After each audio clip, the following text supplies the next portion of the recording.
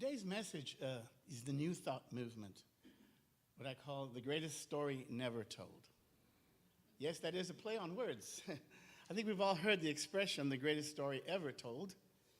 And that is told to describe the Bible, and in particular Jesus and his mission, his purpose, that we are told was to come and save humanity.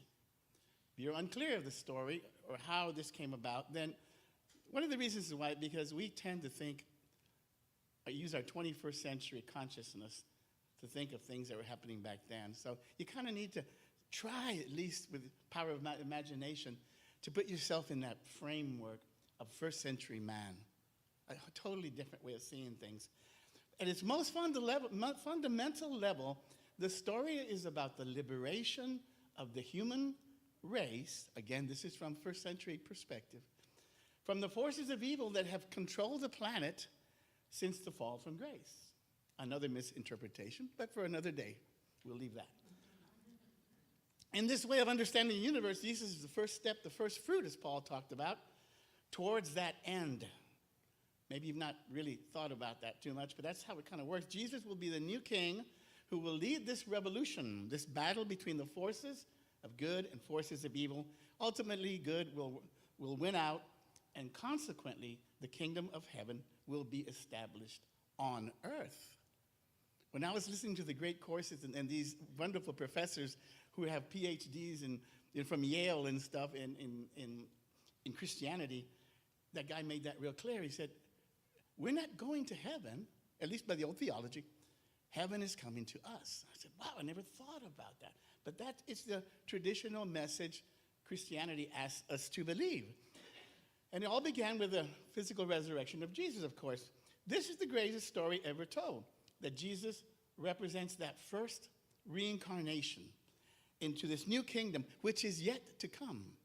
One of the professors says, we're in this place between what was and what will be.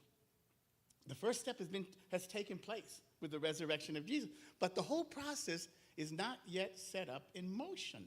And when will that happen? When Jesus returns. What is termed the second coming. And of course, Tuesday at book club, we were talking about Father Richard Rohr's The Universal Christ, and he brought up the second coming. And I asked some of the people in Unity, we were all Unity people, said, who understands what the second coming from the Unity perspective is? And I was surprised that most people don't. I said, well, let me tell you. The second coming, according to Unity, is that point, not the return of Jesus, but that point, because the first coming has already taken place, the awakening of the initial idea that we are something more than what we think we are. But the second coming is when you personally come into the realization that you are a divine entity, a spiritual being, have a human experience. That, in Unity thought, is the second coming. So, but traditionally, this is why we say that when somebody passes away, we say rest in peace. And have you ever thought about that? Why do we say rest in peace? For the same reason of that old ideology, that we are deceased waiting for the return of Jesus so that the new end times, what's called end times, can begin. And this belief is led by Paul because it was he who promoted the whole idea. It was his apocalyptic Jew point of view. And Paul believed that this was all going to take place during his lifetime. You can see it in the letters when people start passing away and say, when's the kingdom going to come, Paul? And say, well, they'll be okay too. And you can see him kind of adjusting as he goes along. And one time, I used to do glass etching, and there was a Pentecostal lady minister who used to come over and buy things from me. And when she first found out that I was going to start my journey towards becoming a minister, she says, oh, wow, that's interesting. So which one do you think is going to take place first, the millennium or the tribulation? And I go like, neither? And it's not to criticize. That's not to criticize. What it is just to point out that these beliefs, tribulation, millennium, fall from grace, all these things are the thoughts of men, mostly, and what they believed and what the consciousness that they held at the time. And that level of consciousness still very much exists today, because there's a lot of people who still believe in that theology. And we talked about stages when we first started to do Let's Get Metaphysical group with the book Integral Christianity. And again, it's not criticism. It's not even about right or wrong. It's just about simply relatively different stages of spiritual unfolding. You can see it among us. Yeah, I mean, Putin, he's got a ways to go. I mean, let's just face it. This idea of invading another country and killing, never mind, I'm not going to get into that. Anyway, and in Unity, we don't believe that old theology anymore because simply put, we're at a different understanding of spirituality. Thus, we seek something that more aligns with or resonates, I like resonate, resonates with our current consciousness. Unity co-founder Charles Fillmore wrote, "We are always living our consciousness." I've said that before, but think about that. We are always living our consciousness. How can we not? You see things from your perspective, from your level of spiritual unfolding, and that's what's always taking place. So this week's lesson really is a lesson. And Unity started as Unity School of Practical Christianity. So there's a lot of school in it, and that's I've told you a million times, I'm a philosophy major, and when I first started going, and I told my wife, "Oh, I went to church and I learned something. That is weird." And so about last year, about this time, I did a lesson on on the history of unity, and this is somewhat similar to that, but it's a little broader in scale, because I want everybody to understand where the unity movement came from. As Anne likes to say, if we don't know where we came from, we don't really know who we are, right? Something worse to that effect, she says. So our history, though unchangeable, is part of our past. And many of you here are new to, I've talked to many of you who are actually new to unity. And so the objective, I've said before, is to try to get everybody on the same page consciously, from a conscious level, as much as possible. In one of the videos that we saw in the Let's Get Metaphysical, I had never seen it. I thought that was interesting.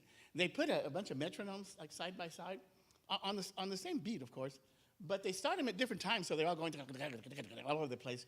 And after a little while, they all sync together. They just do. I said, what? That is weird. So that's what I'm trying to do here.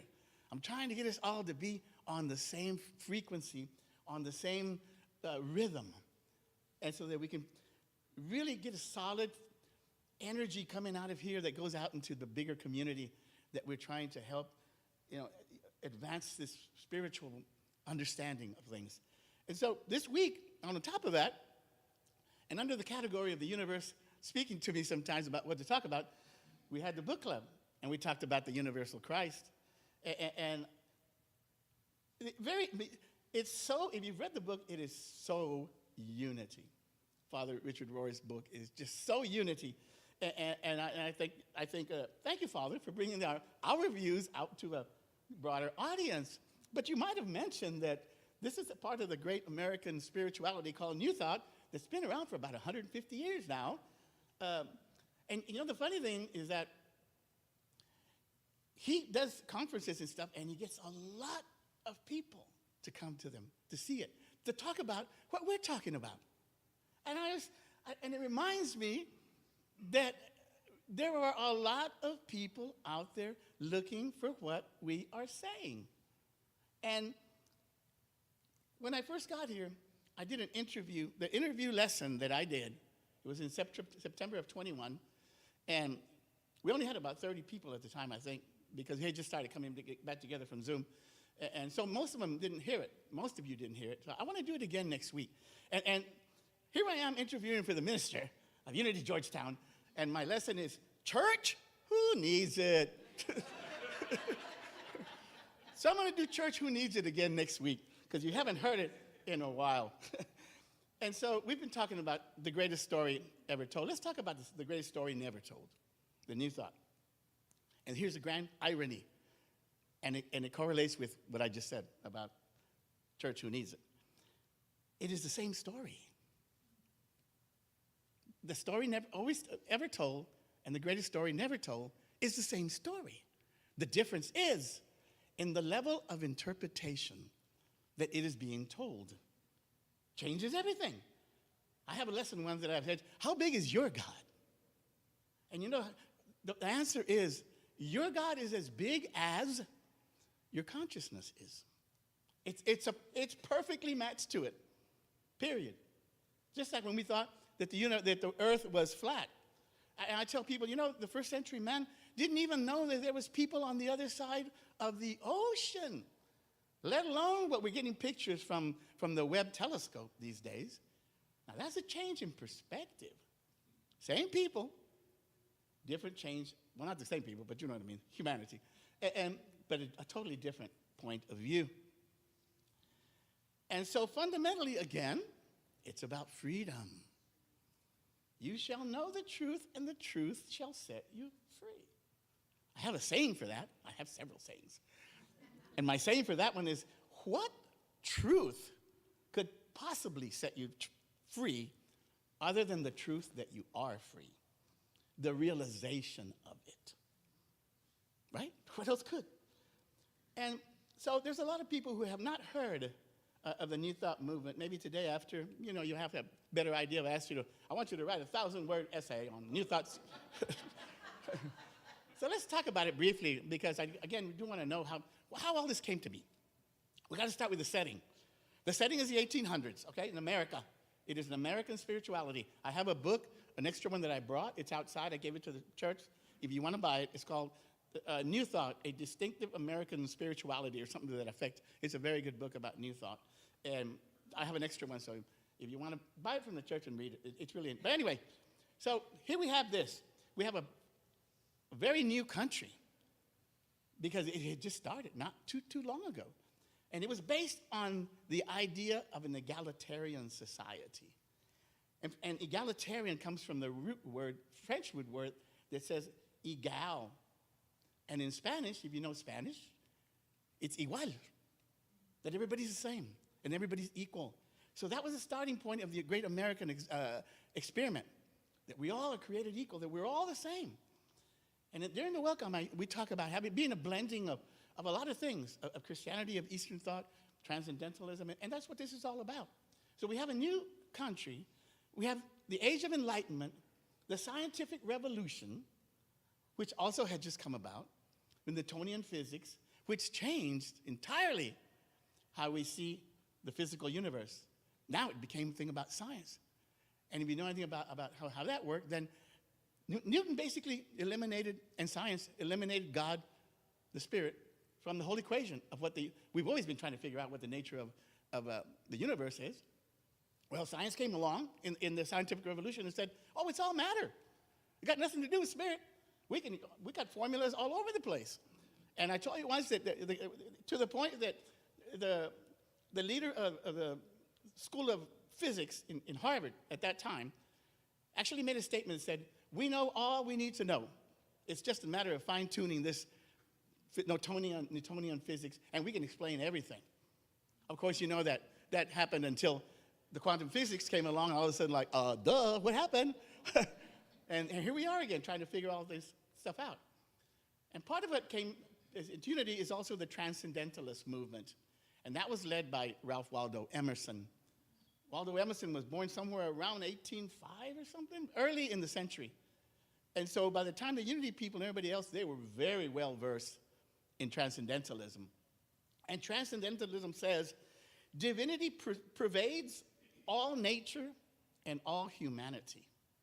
Now they saw God everywhere. That's what we say. No spot where God is not, right? That's what we say. So all these new ideas brought an openness and invited us into a broader, more inclusive approach to spirituality. And so we started looking again at the Eastern philosophies and Buddhism and Hinduism and trying to bring all that into the picture. Because as I said from the beginning, it's all the same thing. You can't say this is this and this is that this is the right religion and the other one is not, because ultimately we're all talking about the same thing. I've always known that. And I've always known that there's got to be other life forms out there. Are you kidding me? But anyway, so on top of this rich formula of diverse ideas, there was one other thing. The recent discovery of the power of the mind. This was led by this French doctor whose name was Mesmer, Dr. Mesmer, from where we get the word mesmerize. And so he was in France experimenting with psychology, I guess, the birth of psychology or something basically. And that idea made its way across to the New England area. And one gentleman named P.P. Quimby. P.P. Quimby, oh, he was fascinated. He was a clockmaker, so he was already like the noodle and figure things out. So he started doing experiments on people using suggestion and hypnosis and stuff.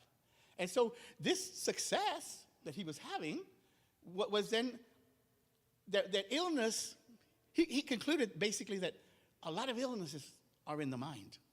That's what he said. And so this influence of the mind over the physical body now we know very much to be very much a medical fact. It's documented all over the place. Articles all over the place about the power of the mind to heal.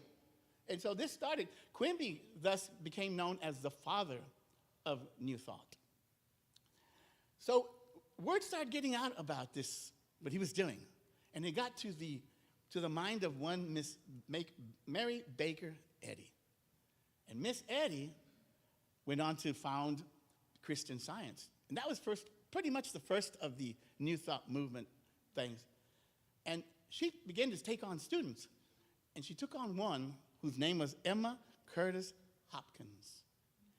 Miss Hopkins and Miss Baker started working together, but then they kind of had a difference of opinion over materiality and the nature of materiality. What is real and what is not real and things of that nature. And it led to their split. And so Miss Hopkins moved to Chicago and started a school of metaphysics. The Fillmores heard about this. Our co-founders, Merle and Charles Fillmore, heard about this school. They enrolled and they became students of Emma Curtis Hopkins. And of course, we know they founded Unity. Another student that Miss Hopkins had was Ernest Holmes. Ernest Holmes was about 20 years or so younger than the Fillmores, and he started Science of Mind. And Science of Mind recently has become a Center for Spiritual Living, CSL. They wanted to get away from some of the stigma of the 19th century, I guess, you know. And so they brought on the Center for CSL. And there were other small branches of New Thought. One of them was Divine Science. And recently, Unity and CSL have become closer. And so now there's a program that we have where I could become a minister at a CSL church, and a CSL minister can become a minister in a Unity church. You just got to make a couple adjustments, maybe take a couple of classes or something, and you're done. Because we're trying to get ours a little more together. Finally, the missing piece of all of this for the New Thought movement was the life and the teachings of Jesus. They brought that into the picture with all these other new ideas. One example they saw was the parallel between the cause and effect of the Old Testament, you reap what you sow, and the findings of Newtonian physics. For every action, there's an equal and opposite reaction. They're saying the same thing. But one's talking about spirit and one's talking about material world. There surely must be then spiritual laws. They kind of drew that to the conclusion. And then the phrase, be it done to you as you believe, they saw as the influence of the power of the mind. From the transcendentalists, they took the idea that divinity is in all nature and all humanity, all of us. God is everywhere present. So you see these ideas all blending together. And then in the end, there's really two big differences between the story told and the story never told. First is that we take the Bible seriously, but we don't take it literally. That's what we say. Certainly some of the events could have been literal. I'm sure they were. But we know that the Bible is not a historical book. And that we also don't know who wrote any of the Gospels. We don't. That's a fact. We have copies of copies of copies, and when they were first written, there was no person identifying themselves as the author. And it's written in third person. So one of the church fathers around 300 or so, what do we call it now? BC? No, CE, Common Era. Decided to put labels on the books and call it the book of Mark, Matthew, Luke, and John. But that's not how they were. Again, the works of men. And they come from all these traditions and oral traditions that were passed down. And again, the reflection of the consciousness of the individuals at that time. And the second, and this is really big, this is the whole point of this whole thing, is that early Christianity, there was two directions that it could have gone. One was about the life and the teachings of Jesus, and the other was about the life about Jesus. And that life about Jesus was the thoughts of Paul as an apocalyptic Jew. He saw him as the resurrected Christ, the king of the new kingdom. He fit all that into his picture. And Paul had it not been for Paul, the whole Christian movement would have just gone out. Like all the other, there were so many different Christian sects at the time. It would have faded just like all the rest of them. But Paul was hardcore in that belief, and he went all over the place, and he taught that, but he taught what he believed. Not the message of Jesus so much. He rarely talks about Jesus. You know, and we all know that Jesus' message was love, forgiveness, and healing. End of the conversation. That's it. That's the whole story. So what had happened was the story that got promoted was the view of Paul and not the life and the teachings of Jesus. And so Unity likes to think of ourselves as a return to the simplistic life of Jesus, of love, of forgiveness, and of healing. And that's basically what we are. So, as I've heard one minister say, Christianity should be called Paulism, because that's what it is. It is Paulism. It's not really about Jesus. It's about Paul. And so, from that book, it's called New Thought, A Practical American Spirituality. I had it wrong before. And it says this about what I've been talking about. New Thought is what all Christianity could have become if it had been able to avoid the stultifying tendencies needed to become a religion capable of competing with other outlooks for the title of official religion of the Roman Empire. It is what all Christianity could have become if it had allowed freedom of belief, concentrating on following the loving, healing example of Jesus, rather than developing a rigid superstructure of teachings about Jesus. So in other words, if we had followed Jesus, Christianity would look a whole lot like Unity. That's what it would look like. And that's what Father Rohr, in his new understanding of all this, is saying exactly the same thing. As I said, thank you, Father, but you might have mentioned that there's a lot of people who believe this way already. But that's okay. That's just what we're trying to do. And part of this lesson for next week is that there are a lot of people out there looking for us. They've abandoned the old story because they've outgrown the old story. But they don't have another story to replace it with. And thus we get the rise of all the atheists and all these other people who no longer believe. They go from, that's not a God, to there is no God. I said, hold on, that's a big gap. There is an in-between here somewhere, and let me explain it to you. So that's what we've been looking forward to get beyond that old consciousness into a brand new consciousness. And I look forward to being part of this Unity Center and getting that message out. So I want to take a couple of moments now to reflect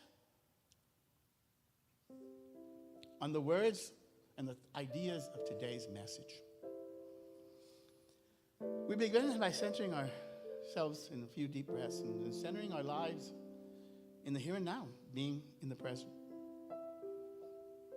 We always begin by giving thanks for the time we spend together on Sunday mornings in love and peace and this newfound awareness of who we truly are. We are grateful for those who came before us, who opened up doors into new ways of seeing things. the new doors that brought us a new story, that has helped us in a greater realization of this mystery that we call life. We do our part in giving and receiving as we aid others in their spiritual journey by offering this spiritual community as a loving place of open hearts and open minds. We are here to serve and to share those who seek us, focused on bringing into manifestation a world of peace and love, centered on the belief that we are that which we seek. As Rumi says, that which you seek, seeks you. We need only align ourselves with this power as it seeks greater and greater expression. We go forward with the simple message of the master teacher, Jesus. Love, forgiveness, and healing, which is this lesson, has reminded us that we are that already. We possess these things. And all we have to do is to claim it as heirs to the throne, as divine entities having a human experience. And so it is.